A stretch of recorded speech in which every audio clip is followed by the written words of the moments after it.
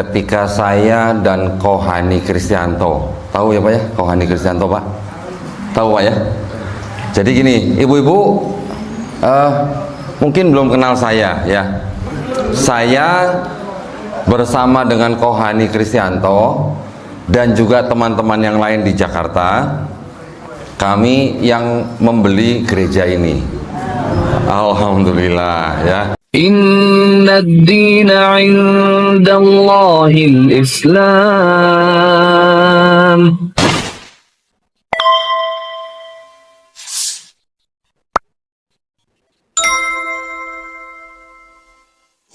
Bismillahirrahmanirrahim. Assalamualaikum warahmatullahi wabarakatuh. Saya harus minggir soalnya biar kelihatan semua berarti ini ya. Innal hamdalillah nahmaduhu wa nasta'inuhu wa nastaghfiruh wa na'udzu billahi min syururi anfusina wa min sayyiati a'malina may yahdihillahu fala mudhillalah wa may yudlil fala hadiyalah. Asyhadu an la ilaha illallah wahdahu la syarikalah wa asyhadu anna Muhammadan abduhu wa rasuluh. Allahumma sholli wa sallim wa barik ala sayyidina Muhammadin wa ala alihi wa sahbihi ajmain. Amma ba'd. Alhamdulillah, itu kata pertama yang saya ucapkan ketika saya dan Kohani Kristianto. Tahu ya Pak ya, Kohani Kristianto Pak? Tahu Pak ya? Jadi gini, ibu-ibu mungkin belum kenal saya ya. Saya bersama dengan Kohani Kristianto dan juga teman-teman yang lain di Jakarta, kami yang membeli gereja ini. Alhamdulillah ya. Nama saya Dondi Tan Bu. Nah, Tan itu marga saya. Saya ini keturunan Tionghoa ya. Tan itu marga saya. Marga itu kalau bahasa Cinanya Sebu. Jadi saya Dondi Setan gitu Bu. Kok ketawa? Setan Bu, bukan seton Bu ya. Alhamdulillah. Nah, ceritanya saya sangat bersyukur kepada Allah SWT. Saya bisa duduk kembali di masjid ini pada hari ini bersama dengan Bapak Ibu kaum muslimin di Desa Gentan, ya Pak? Desa Gentan, alhamdulillah. Ceritanya saya mau sharing-sharing aja Bu ya, mau nostalgia. Bukan mau ceramah, saya bukan ustadz Pak, okay? Jadi kita nostalgia aja, saling memberi nasihat, saling mengingatkan supaya kita semuanya tetap berada di dalam iman Islam, ya Bu. Nah, alhamdulillah. Kita juga bersyukur pada hari ini, pada malam hari ini kita semua di sini bisa berkumpul dalam majelis. Kita bersyukur masih diberikan nikmat sehat, ya Bu. Tapi yang penting kita juga masih diberikan nikmat Islam, ya. Nikmat iman Islam itu adalah nikmat yang paling tinggi yang kita bisa terima dari Allah Subhanahu wa taala. Gitu ya. Nah, saya mau cerita-cerita aja ya. Kita mungkin bisa interaktif. Saya berasal dari Jakarta. Saya waktu itu kalau nggak salah tahun 2001 ya. Saya lupa bulan apa ya Pak Lurah ya? 2021. Iya, 21 bulan apa ya? Lupa saya. Saya sampai lupa Pak. Nah, sebelum puasa ya Pak ya. Ceritanya saya dan Kohani waktu itu mendapat informasi bahwa ada beberapa gereja. Jadi nggak cuma ini aja Bu. Ada beberapa gereja di wilayah sekitar Klaten, terus kemudian ada di Ambarawa, ada di Wonogiri, beberapa gereja yang mau dijual. Waktu itu 2021 kita ingat kan masih Covid gitu ya. 2020, 21, 22 baru selesai. Nah, ketika kita dapat informasi ada gereja mau dijual, terus kemudian saya dan Kohani waktu itu berangkat dari Jakarta menuju ke Jogja. Nah, kita tuh ada teman-teman para pembina mualaf di Yogyakarta Bu ya. Namanya di sana adalah Mualaf Center Yogyakarta ya. Terus kemudian dari salah satu teman di Mualaf Center Yogyakarta itu kami mengutus satu orang untuk berkomunikasi dengan apa istilahnya kalau di sini, calo ya Pak ya? Calo atau perantara. Kalau calo kayaknya kok kasar gitu ya. Mediator ya Pak ya. Mediator, bahasa kerennya broker gitu ya Pak ya. Nah, utusan kami berkomunikasi dengan perantara ini bagaimana caranya kita bisa membeli gereja ini. Ya, dulu kalau nggak salah namanya ini gereja Kerasulan ya Pak ya. Betul ya Pak ya. Nah, jadi ini saya kasih tahu Bapak Ibu aja ya, harganya saya kasih tahu sekalian ya Bu ya, biar tahu nih. Dulu harga gereja ini nih jadinya tuh 205 juta. Ya, 205 juta. Ini yang saya tahu nih. Tapi untuk sampai bisa membeli gereja ini, kami perlu mendekati terus, nempel terus nih sama perantaranya nih, sampai bisa dapat ini. Karena yang mau beli waktu itu katanya saya dengar ada 20 pihak yang mau beli. Ya, kebanyakan ya semuanya pasti dari kalangan gereja juga gitu.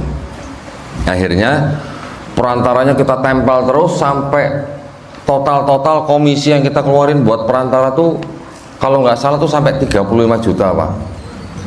Ya, jadi harga gerejanya 205 juta, komisinya 35 juta, coba bayangin berapa persen tuh Bu. Ya, tapi nggak apa-apa, buat kita nggak apa-apa. Kita memang ingin sekali bisa membeli gereja ini. Ya, utusan kita itu seorang mualaf, nama ya namanya mungkin saya nggak sebutin ya. KTP-nya masih Katolik gitu. Nah, ketika utusan kita sampai akhirnya bisa ketemu dengan pihak pemilik gereja ini yang saya ingat ya Bu ya, yang saya ingat dialognya kurang lebih begini. Yang punya gereja tuh bilangnya apa? Pokoknya kami maunya gereja kami ini dibeli untuk dijadikan rumah Tuhan lagi gitu. Judulnya begitu Bu. Utusan kita bilang, iya Pak, tentu Pak, kita mau jadikan rumah Tuhan lagi. Mungkin saya ingat dalam bayangannya kan masjid juga rumah Tuhan ya Bu ya. Jadi nggak salah kan berarti kan. Nah, terus sampai terjadilah transaksi jual beli. Kemudian setelah sampai penandatanganan PPJB di notaris, begitu selesai saya dan Kohani dan teman-teman langsung ke lokasi sini. Nah, kita waktu itu ketemu dengan Pak Lurah ya, ada Pak RW, ada Pak RT juga. Bayangan saya dari Jakarta tuh udah membayangkan gitu ya, kita beli gereja, nanti saya mau masuk gereja, yang pertama kali mau saya copot itu salibnya gitu. Ya dong, karena kita memang mau beli gereja kan mau dijadikan masjid, jadi yang pertama kali kita mau copot salibnya. Tapi ternyata ketika kita masuk ke dalam gereja, ruangan ini sudah kosong, tidak ada bangku gerejanya sudah dibawa semua, mimbarnya sudah dibawa, salib yang di situ juga sudah dilepas gitu. Waduh, agak kecewa saya sebenarnya Bu ya. Ya udahlah, yang teman lain-lain bersih-bersih, saya ngopi di seberang gereja ini nih, waktu itu nih seberang jalan nih, saya ngopi di situ. Lah pas saya duduk kok saya lihat di apa itu yang di atas ini, di atap ini apa namanya, uung-uung ya Pak ya, masih ada salib Pak. Nah, loh masih ada salibnya, belum dicopot gitu. Akhirnya waktu itu minta tolong Pak RW ya Pak ya, Pak RW naik ke atas copotin salib gitu. Saya videokan. Nah, rangkaian daripada kegiatan sampai bisa membeli gereja ini kemudian dijadikan masjid, alhamdulillah kita dokumentasikan, saya naikkan ke YouTube, viral ceritanya. Yang punya gereja malamnya disidang sama teman-teman gerejanya, kenapa dijual ke orang Islam katanya gitu. Nah, terus ketika apa namanya, kita sedang membersihkan gereja ini, Kohani itu telepon langsung ke Ustadz Abdul Somad. Wah, ya langsung tanya, Ustadz, ini kita ada beli gereja, kita mau jadikan masjid, mohon nasihatnya gitu. Kita mau namakan masjid ini dengan nama Masjid Isa Al-Masih gitu. Kira-kira menurut Ustadz Abdul Somad bagaimana gitu. Alhamdulillah, beliau sangat senang dan beliau merestui dan juga memberikan persetujuan bahwa masjid yang mau kita apa namanya, gereja yang mau kita jadikan masjid ini diberikan nama Masjid Isa Al-Masih. Jadi alhamdulillah semuanya berjalan dengan baik. Terus kemudian kita menghadap ke MUI Klaten ya Pak ya, menghadap ke MUI Klaten, kita serahkan ke MUI Klaten, barulah kemudian MUI Klaten menyerahkan kepada pihak kepala desa setempat. Jadi itu sedikit dari saya jadi ketika saya masuk ke dalam gereja yang akhirnya menjadi masjid, saya dan teman-teman ketika itu sudah bersih-bersih, kemudian kita cari kiblat, kemudian kita sholat pertama kali di sini. Sholat pertama kali di masjid bekas gereja, rasanya masya Allah, ya, rasanya masya Allah. Jadi ketika kita takbir, kita tahu tempat ini bekas gereja, waduh, rasanya buat kita tuh. Saya dan Kohani itu dua-duanya adalah orang yang boleh dikatakan mu'alafu, ya. Tapi karena sudah saking lamanya, jadi kami nggak mau disebut mu'alaf lagi. Kita sebutnya, mintanya disebut mantan kafir aja. Ya. Setiap orang yang sudah bersyahadat ya disebutnya muslim gitu, jangan mu'alaf terus gitu ya. Kohani dan saya sama-sama masuk Islam. Kohani 2013, saya 2014. Alhamdulillah kami bekerja sama, berkolaborasi, membantu orang-orang yang masuk Islam, kemudian kami bina di dalam yayasan kami. Saya dan Kohani beda yayasan, tapi kami sering kerjasama, gitu ya. Nah, alhamdulillah kalau Kohani itu lebih banyak bergerak di bidang kemanusiaan, saya bergerak di bidang perang pemikiran. Ngapain Pak perang pemikiran Pak? Sama siapa perang pemikiran? Perang pemikiran itu artinya kita membela agama Allah. Dengan siapa? Dengan orang-orang di luar Islam. Ya, saya berada di sebuah yayasan, yaitu Yayasan Pembina Mu'alaf At-Tauhid, berpusat di Surabaya. Kami selain membina para mu'alaf, kami juga melakukan perang pemikiran bersama dengan saudara-saudara kita yang dari kalangan Kristen. Memang sengaja kita memang mencari teman diskusi, dialog itu dengan kalangan Kristen. Kenapa? Ya karena kita sama-sama tahu ya bahwa gereja yang ada di desa ini pun ini adalah bukti nyata bahwa di desa ini juga dulunya ada upaya kristenisasi. Betul apa enggak Pak? Betul ya? Karena dulu ketika gereja ini dibangun ada berapa orang Kristen di sini Pak? Ada yang tahu Pak? Pak Lurah mungkin tahu? 40 satu desa. Aturan pemerintah berapa Bu? Nggak ada 40. Nah, dua keluarga berarti berapa? Maksimal paling 10 orang paling lebih ya, kurang lebih ya. Nah, aturan membangun rumah ibadat itu harus berapa orang, berapa KTP? Aturan pemerintah 90, harus ada 90 KTP. Artinya orang Kristen di suatu tempat yang ingin bangun rumah ibadat harus ada minimal 90 KTP orang Kristen di situ, baru boleh dibangun rumah ibadat. Dan juga harus mendapatkan tanda tangan dari 60 KTP warga yang bukan Kristen. Ya, ini untuk kasus bangun gereja. Jadi saya yakin, saya waktu ngobrol dengan Pak Lurah, dengan Pak RW, ternyata gereja ini dulu dibangun ketika persyaratannya sebenarnya tidak mencukupi, tapi bisa sampai terbangun begini. Dan saya juga dapat informasi bahwa gereja ini dulu operasionalnya atau kebaktiannya yang datang bukan orang-orang dari desa ini, betul ya Pak? Dari luar ya. Nah, berarti kalau begitu gereja ini menjadi bukti nyata bahwa di desa Gentan ini sudah terjadi upaya kristenisasi. Walaupun tidak ada orang Kristennya, tapi dibangun gerejanya, kebaktiannya orang Kristen dari luar desa, supaya kelihatan ramai, supaya orang-orang desa Gentan tertarik masuk gereja. Ya, walaupun mungkin Bapak Ibu waktu itu mungkin tidak tertarik masuk gereja, tetapi dengan keberadaan gereja ini di desa ini, itu sudah bukti bahwa itu adalah upaya kristenisasi. Betul ya Pak ya? Setuju dengan saya Pak? Oke.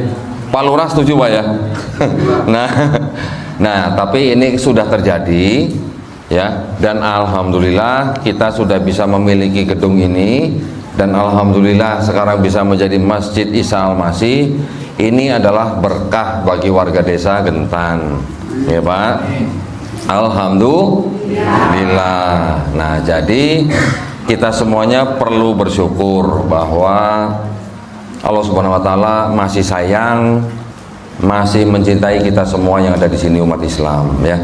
Tetapi walaupun begitu, kita tetap diperintahkan Allah Subhanahu wa taala untuk apa, Bu? Untuk saling menghormati, saling menghargai orang yang beragama lain, ya.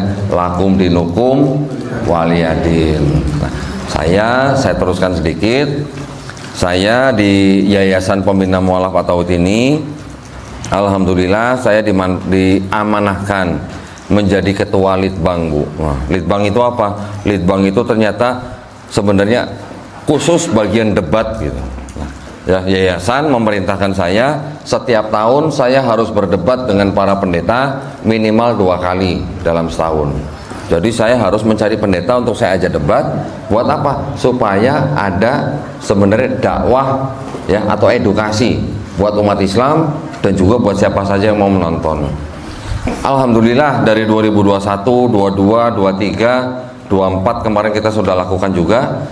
Tapi makin kesini sekarang makin susah cari pendeta untuk diajak debat. Ya, karena apa? Karena kami dari Yayasan Pembina Mu'alaf ini, ketika kami melakukan perang pemikiran, kami selalu harus punya dokumen fisik yang bisa diperlihatkan. Kami mengumpulkan kitab-kitab mereka. Untuk apa? Untuk bisa membuktikan ada apa di dalam kitab mereka. Ya, ada perubahan apa, ada permasalahan apa di dalam kitab mereka. Sampai akhirnya kita bisa buktikan ke publik, ini loh isinya kitab mereka. Ya, salah satunya di dalam kitab mereka itu kita bisa buktikan ada yang namanya ayat-ayat yang tidak sahih gitu. Oh, pakai istilah sahih. Paham maksudnya Pak ya? Tidak otentik gitu maksudnya. Tidak otentik itu berarti apa? Tidak asli. Ada, saya punya dokumen-dokumennya yang fisiknya ada, bisa diperlihatkan, bisa dibaca sendiri oleh kalangan mereka. Nah, alhamdulillah dari kegiatan kami yang dimana kami melakukan perang pemikiran dengan pemuka agama mereka, itu dakwah kami ternyata sekarang sudah cukup membuahkan hasil. Ya, hasilnya bagaimana? Banyak orang yang datang ke tempat kami di Jakarta. Banyak orang Kristen yang penasaran, apa betul yang ditunjukin Kodondi itu, kitab-kitab itu. Mereka pengen ngelihat sendiri katanya. Ya sudah, saya tunjukin. Nih, isinya begini. Mereka lihat sendiri, baca. Nanti ada aja yang membaca, habis baca nangis, ditutup kitabnya. Habis nangis, saya tanya, loh kenapa kamu nangis? Loh berarti saya selama ini dibohongin sama gereja ya? Oh, bukan saya ngomong, mereka baca sendiri kitabnya. Ya, dari hasil dakwah kami dengan berdebat dengan kalangan mereka, juga sekarang banyak orang-orang yang mengetahui kitabnya sendiri, bisa membuktikan, akhirnya mereka banyak yang masuk Islam. Alhamdulillah. Ya, bahkan macam-macam, ada yang dari Jawa Tengah, dari Semarang, sengaja datang ke tempat saya, cuman ngobrol setengah jam bersahadat. Nanti ada lagi yang dari Sumatera Utara, khusus terbang ke Jakarta ke tempat saya bersahadat, tempat saya habis sahadat pulang lagi ke Sumatera Utara gara-gara nonton debat saya. Nanti ada lagi orang yang nonton walaupun dia sedang mabuk, dia nonton debat saya, seminggu nonton debat, akhirnya masuk Islam. Ya, jadi kita semuanya berdebat itu bukan bermaksud ingin memualafkan siapa-siapa, bukan. Ya, kita hanya berdakwah dengan ilmu yang namanya ilmu kristologi. Ibu-ibu, ada yang tahu kristologi, Bu? Enggak. Ilmu kristologi itu, Bu, itu adalah salah satu cabang ilmu yang mempelajari tentang posisi Nabi kita, Nabi Isa alaihissalam di dalam agama Kristen. Ya, yang kita pelajarin apa aja? Yang kita pelajarin akidah mereka, yang kita pelajarin kitab mereka, sejarah terbentuknya agama mereka, sejarah terbentuknya kitab mereka, ada permasalahan apa di dalam kitab mereka, gitu ya. Jadi itu yang kami lakukan sehingga kami bisa mempertanggungjawabkan apa yang kami pelajari di depan orang-orang Kristen sekalipun. Nah, kami menganggap bahwa dakwah kami ini adalah dakwah tauhid. Kenapa? Karena kami mengajak orang untuk bertauhid, gitu. Kami juga percaya bahwa dakwah yang kami lakukan ini mungkin kurang lebih sama dengan dakwah yang dilakukan oleh Rasulullah bersama sahabat-sahabatnya ketika mereka berinteraksi dengan orang-orang Yahudi, ketika mereka berinteraksi dengan orang-orang Nasrani pada zaman itu ketika Nabi masih hidup, ya. Jadi intinya kami melakukan dakwah ini walaupun kami membicarakan kitab orang, tetapi kami tujuannya adalah mengajak orang untuk bertauhid. Nah, kenapa kok yang diperdebatkan hanya agama Kristen dan Islam gitu? Nah, kenapa gitu ya? Karena Kristen tadi seperti saya bilang itu memang melakukan upaya-upaya pemurtadan kepada setiap orang yang bukan agama mereka. Ya, salah satunya dengan bangun gereja seperti di tempat ini. Belum lagi nanti di masalah pendidikan, belum lagi nanti di rumah sakit, belum lagi nanti di tempat-tempat perbelanjaan. Mereka juga bisa door to door saling ketuk rumah orang-orang yang sudah beragama. Nah, kegiatan itu sebenarnya nggak boleh menurut peraturan pemerintah dengan namanya keputusan bersama dua menteri nomor 1 tahun 79 itu sebenarnya dilarang mensiarkan agama kepada orang atau kelompok orang yang sudah beragama. Itu nggak boleh. Di bab 3 pasal 4 dilarang mensiarkan agama kepada orang yang sudah beragama, ya. Makanya karena mereka masih melakukan hal itu, maka kami di yayasan selalu berusaha untuk memberi dakwah kristologi ini supaya apa?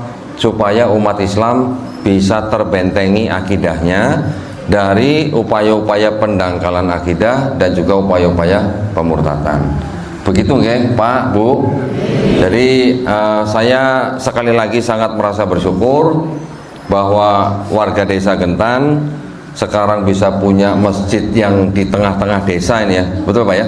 Di tengah-tengah. Dulu kalau nggak salah masjidnya keluar desa ya Pak ya? Di dalam. Berarti sekarang ada berapa Pak masjid di desa Gentan? 3 ya?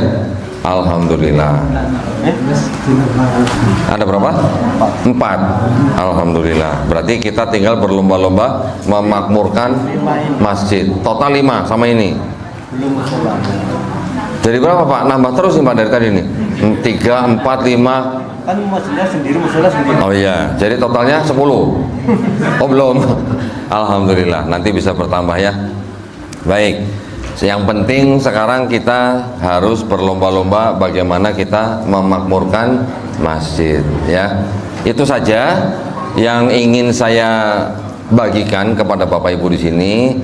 Saya dan Kohani selalu berdoa semoga warga desa Gentan dilindungi dan dirahmati Allah Subhanahu wa taala ya, supaya iman dan akidahnya tetap selalu dibentengi ya, tetap selalu dikuatkan, tetap selalu dibentengi oleh warga desa ini sendiri dengan selalu bertakwa kepada Allah Subhanahu wa taala. Ya, Bu ya. Kita juga sama-sama berdoa semoga kita semua dijadikan golongan manusia yang mengikuti apa yang sudah diturunkan Allah Subhanahu wa taala melalui Rasulnya, dan insya Allah kita semua dijadikan golongan manusia yang menjadi saksi keesaan Allah Subhanahu wa taala ya. Amin ya rabbal alamin. Baik, nah saya mohon maaf kalau saya tidak bisa lama-lama di sini ya. Saya malam ini sudah harus kembali ke Jakarta. Di Jakarta beberapa sudah ngantri ya, karena saya sudah di Jawa Tengah selama 10 hari. Orang yang daftar mau syahadat di studio kami sudah ngantri. Jadi nanti hari ke depan ini, dalam beberapa hari ke depan ini, orang sudah membuat jadwal untuk bersyahadat di tempat kami. Mohon doanya Bapak Ibu ya, supaya kami juga di dalam yayasan selalu istiqomah dan menjalankan tugas dengan baik gitu ya. Nah, sebelum kami pamit,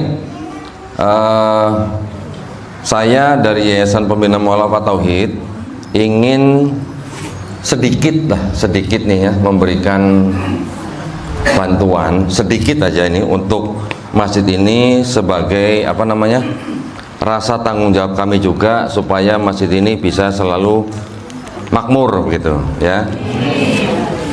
Ini ada sedikit dana Pak dari yayasan kami, mohon Pak Haryadi bisa menerima, silakan Pak. Ya. Tolong difoto. Ya. Ini ada sedikit dana Pak, sejumlah 5 juta rupiah. Ya, mohon diterima dengan baik supaya bisa dipergunakan sebaik-baiknya untuk kemakmuran masjid ini. Begitu ya Pak ya? Pengurus masjid mengucapkan terima kasih, semoga barokah untuk semuanya. Oke. Ya. Alhamdulillah, kami juga mohon doanya ya Pak ya, Bu ya, supaya kita semuanya istiqomah. Ya. Dan tujuan akhir kita apa? Husnul khotimah. Alhamdulillah. Kalau begitu saya mohon maaf kalau ada salah-salah kata ya. Yang salah datangnya hanya dari saya, yang benar datangnya hanya dari Allah Subhanahu wa taala. Ya, jadi akhir kata wabillahi taufik wal hidayah. Wassalamualaikum warahmatullahi wabarakatuh.